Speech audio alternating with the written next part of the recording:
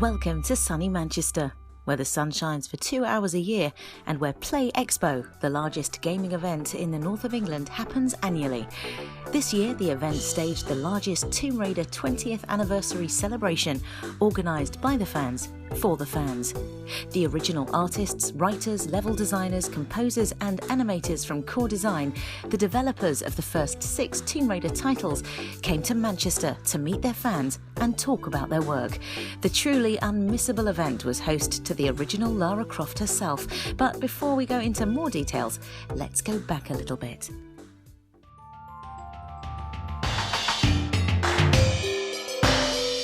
Welcome to 55 Ashbourne Road, Derby, the birthplace of Lara Croft. This is where the original offices of Core Design were situated, but many of the original ideas for the game were generated in Mr Grundy's, a pub across the road where the Core Design team used to regularly go to during lunch breaks and after work. Many of the team haven't seen each other for quite some time, so the 20th anniversary celebration at Play Expo was a perfect excuse for a team reunion. I think we went back a little bit too far, actually. We can move this along a bit.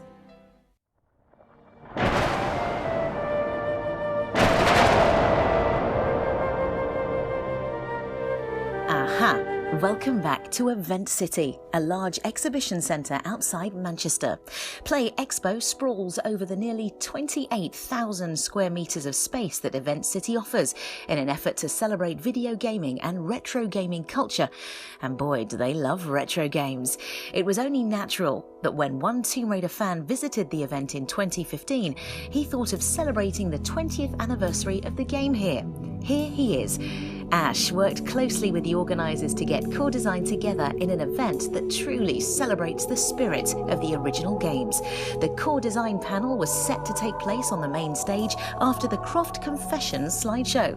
Just a sec, busy girl, gotta go. The Tomb Raider 20th anniversary panel will start shortly. Please make your way to the main stage.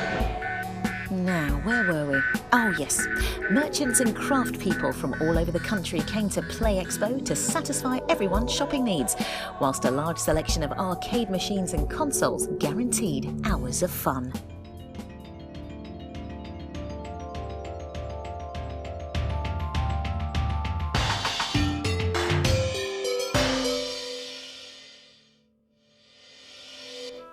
It's been 2 decades since the original Tomb Raider was out, the game that affected millions of players worldwide.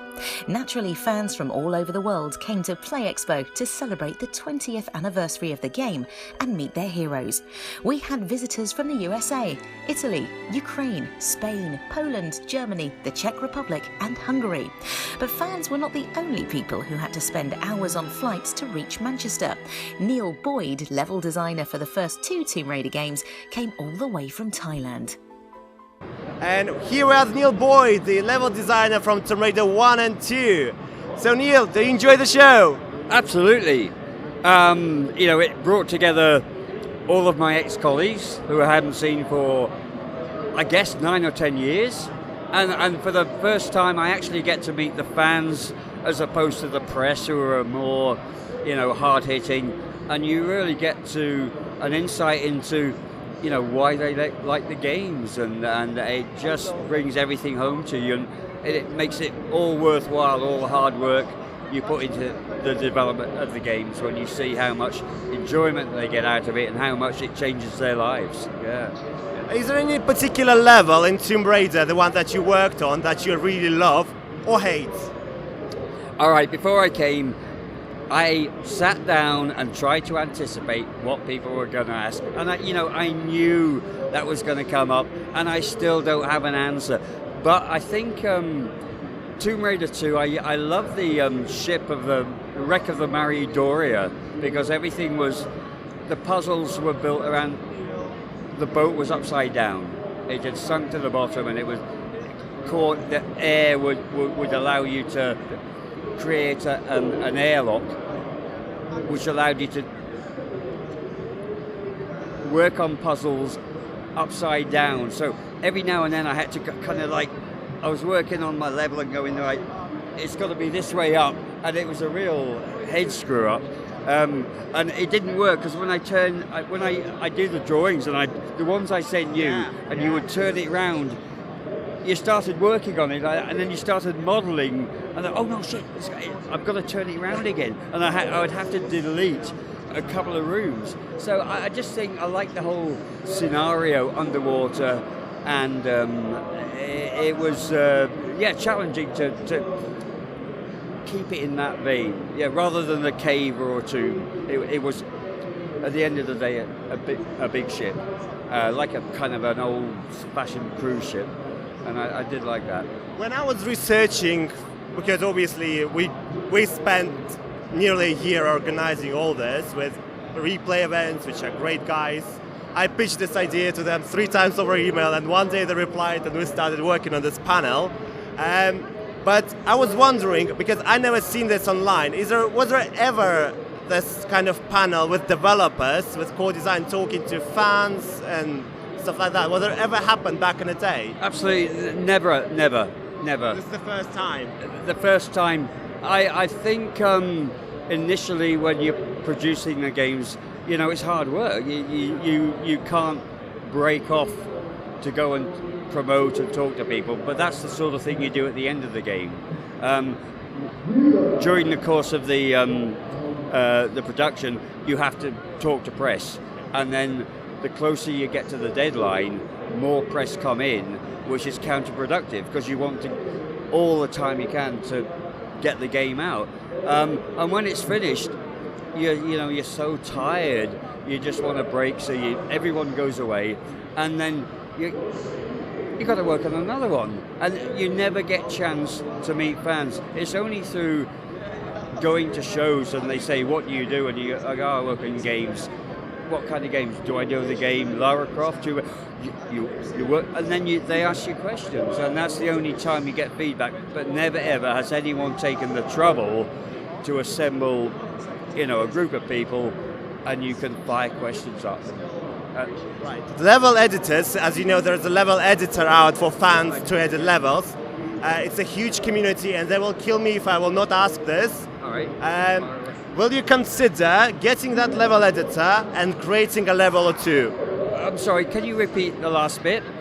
Yes, getting that editor and create a level or 2 for us to play. Me? Yes. Now.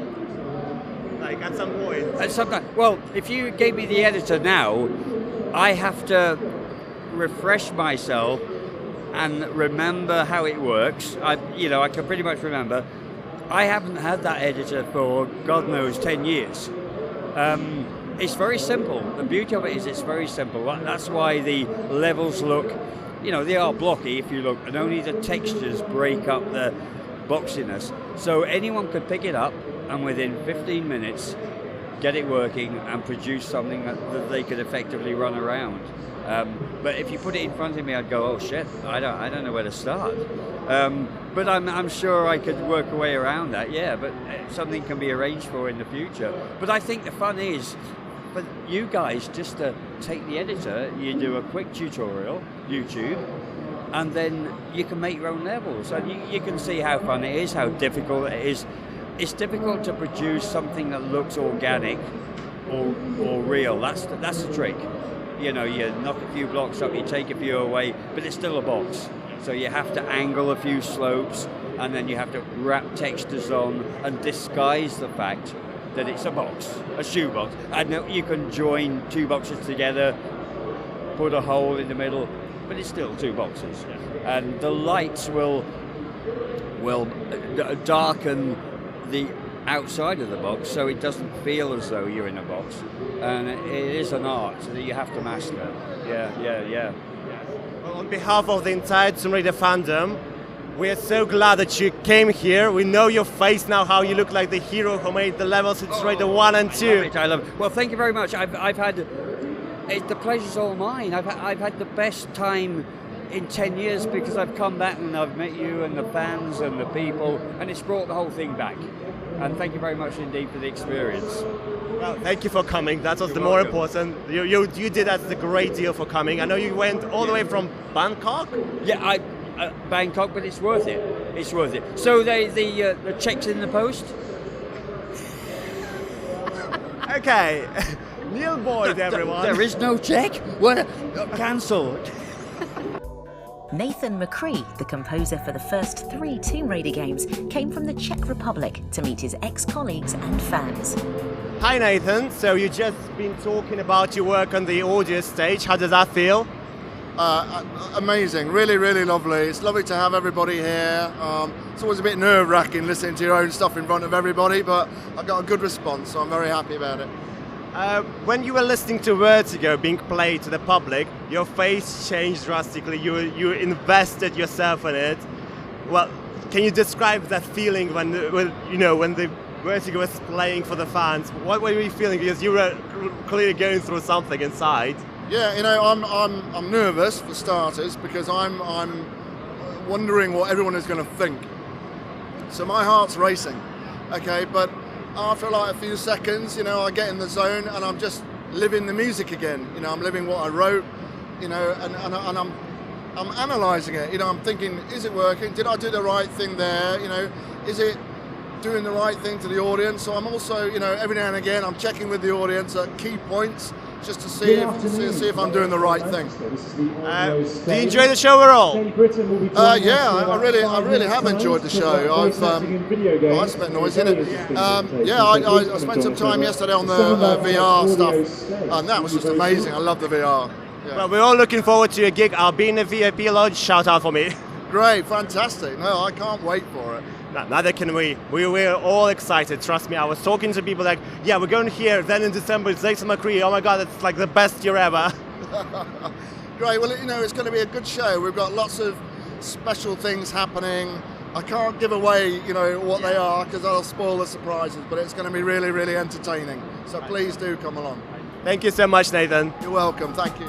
If you ever wondered who made it possible for you to shove Winston in the freezer in Croft Manor, and here we are with wonderful Heather Gibson, the level designer from Tomb Raider 1 and 2. Heather, how are you doing? I'm very well, thank you, Ash. A little tired, but we're getting there, aren't we, this weekend? Yeah. Are you enjoying the show? It's been phenomenal. It really has been fantastic. Just meeting all the fans, talking about the old times with friends. Just a brilliant couple of days. Lovely to meet you as well, by the way. Thank you. It's all right.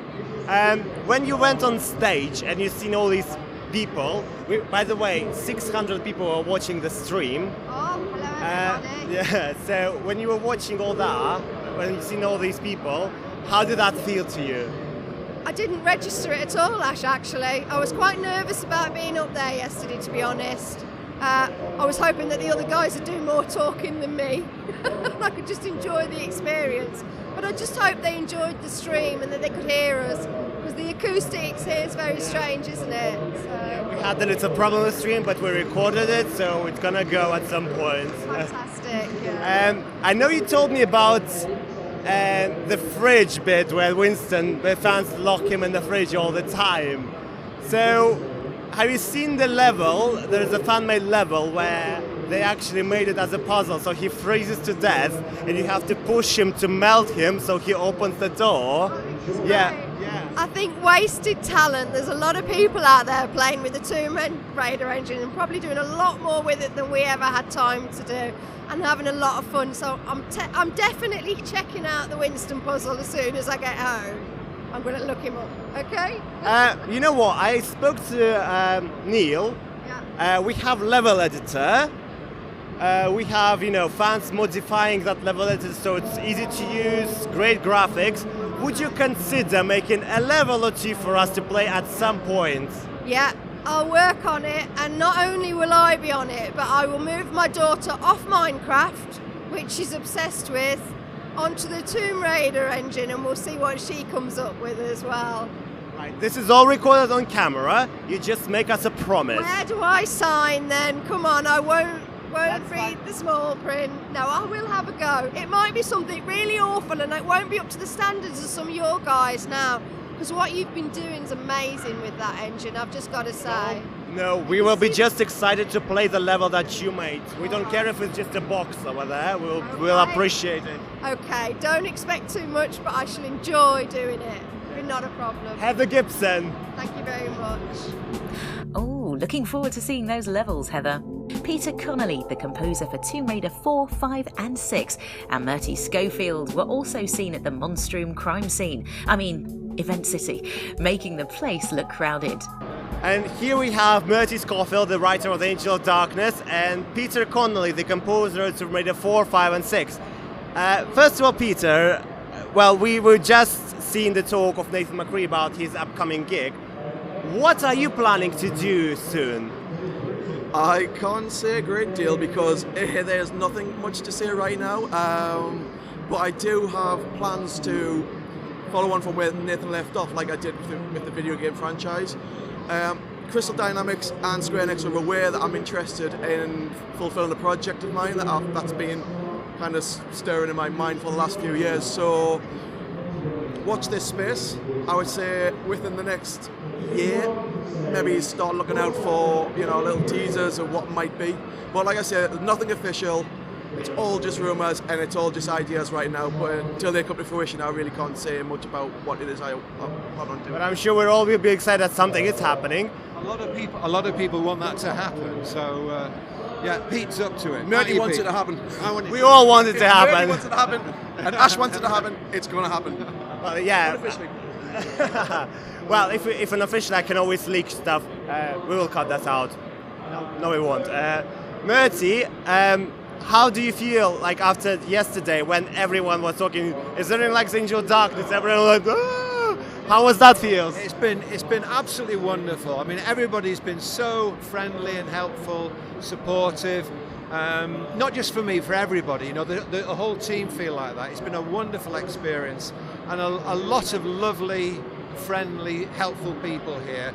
I feel completely vindicated in the work that I did for Angel of Darkness. I think we're all feeling that much more.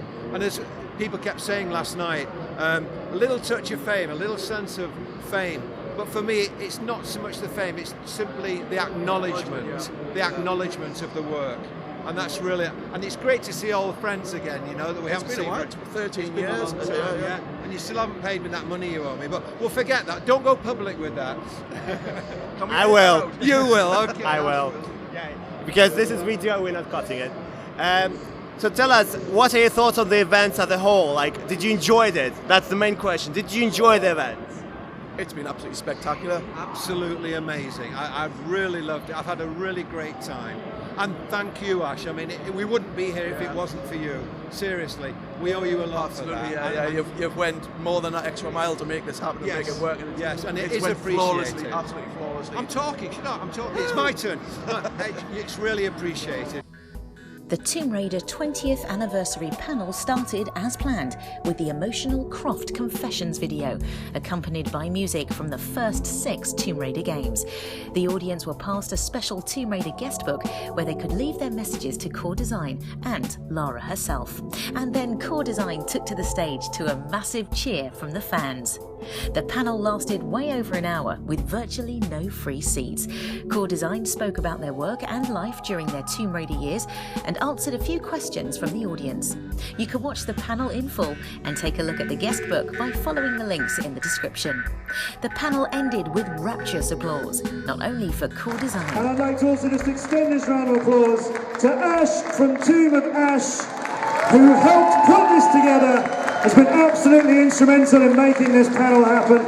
Without him, it would not have happened, ladies and gentlemen. And thank you so much to Ash from everybody at Replay Events and Play Expo for making this panel happen. Woo! Thanks to all of you, as I said at the beginning, for travelling so far to do this as well. We hope that this has shown, if you weren't already very aware, or perhaps if it hadn't been recently refreshed in your mind, we really hope that this shows something you worked on so long ago and what an impact it has made so many people's lives, how much they love what you've done, and nice to bring you all together again as well, I'm sure. Thank you so much for Lara Croft and Tomb Raider. Thank you so much, Play Expo, for your attention. Afterwards, fans ran to their heroes to express their gratitude and have their game signed. But the celebrations were not over yet.